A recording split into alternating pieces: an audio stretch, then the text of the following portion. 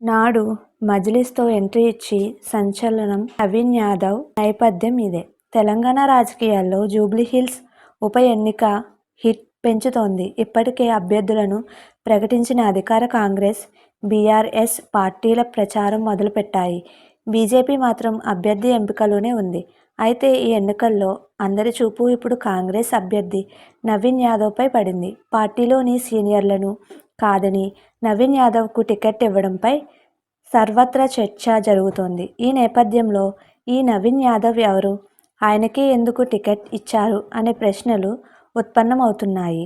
జూబ్లీహిల్స్ ఎన్నికల షెడ్యూల్ విడుదలైనప్పటి నుంచి తెలంగాణ రాజకీయాల రసవత్తరంగా మారాయి.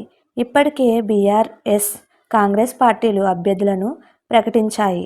ఇక బీజేపీ అభ్యర్థి ఎంపిక విషయంలో సందిగ్ధత కొనసాగుతోంది. ఈ క్రమంలో ఇప్పుడు అందరి చూపు కాంగ్రెస్ అభ్యర్థి నవీన్ యాదవ్పై పడింది. కాంగ్రెస్లో ఉన్న బొంతు రామ్మోహన్తో పాటు హేమీలను కాదని సామాజిక రాజకీయ సమీకరణాలన్నీ పక్కగా లెక్కించి ఈయనను ఎంపిక చేశారు. అయితే వారందరినీ కాదని ఈయన్నే ఎందుకు ఎంపిక చేశారు? బీఆర్ఎస్ సిట్టింగ్ కోటకు నవీన్ యాదవ్ బీటలు వారేలా చేయగలరా అనే దానికి గురించి రాష్ట్ర వ్యాప్తంగా చర్చించుకుంటున్నారు. బుధవారం అక్టోబర్ 8 రాత్రి నవీన్ యాదవ్ను జూబ్లీహిల్స్ ఉప ఎన్నిక అభ్యర్థిగా కాంగ్రెస్ అధిష్టానం ఎంపిక చేసింది. సీనియర్ నేత బొంతు రామ్మోహన్కు పక్కకు పెట్టింది. ఇక అభ్యర్థిత్వం కోసం పోటీ పడ్డ మాజీ క్రికెటర్ అజహరుద్దీన్ను గవర్నర్ కోటలో ఎమ్మెల్సీ పదవికి ఎంపీగా పోటీ నుంచి తప్పించింది. ఎవరి నవీన్ యాదవ్? పూర్తి పేరు వల్లల నవీన్ యాదవ్, 42. ఈయన వి. చిన్న శ్రీశైలం యాదవ్ కుమారుడు. బీఆర్క్ ఆర్కిటెక్చర్ చదివిన నవీన్ యాదవ్ ప్రస్తుతం రియల్ ఎస్టేట్ వ్యాపారం చేస్తున్నారు. హైదరాబాద్లోని యూసుఫ్గూడలో నివాసం ఉంటున్నారు. ఈయనకు భార్య, కుమారుడు ఉన్నారు.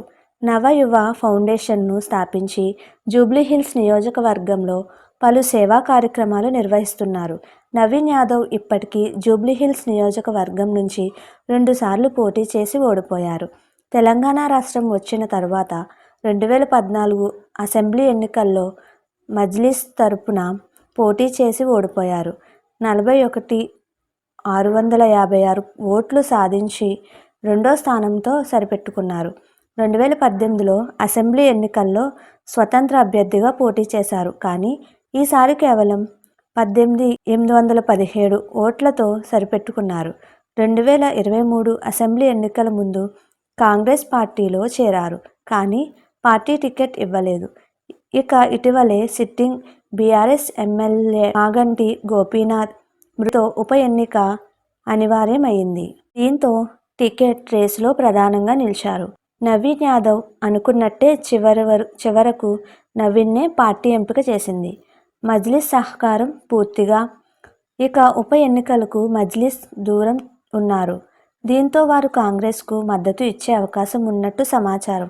అంతేకాకుండా ఎంఐఎం అధినేత అసదుద్దీన్ ఓవైసీ కూడా యువనేతను ఎంపిక చేయాలని పిలుపునిచ్చారు. దీనికి తోడు బీఆర్ఎస్ పై విమర్శలు గుప్పించారు. దీంతో మజ్లిస్ కూడా పరోక్షంగా కాంగ్రెస్కు సపోర్ట్ ఇస్తున్నట్లు అర్థమవుతుంది. నవీన్ అభ్యర్థిత్వం ఖరారు చేసే విషయంలో కూడా మజ్లిస్ పాత్ర ఉందనే వాదనలు కూడా వినిపిస్తున్నాయి. అందుకే హేమీలను పక్కన పెట్టి యువకుడికి అవకాశం ఇచ్చినట్లు తెలుస్తుంది. ఈసారైనా గెలుస్తారా? నవీన్ యాదవ్ 2009 నుంచి రాజకీయాల్లో యాక్టివ్గా ఉన్నారు. కార్పొరేటర్, అసెంబ్లీ స్థానాలకు పోటీ చేసి ఓటమి పాలయ్యారు.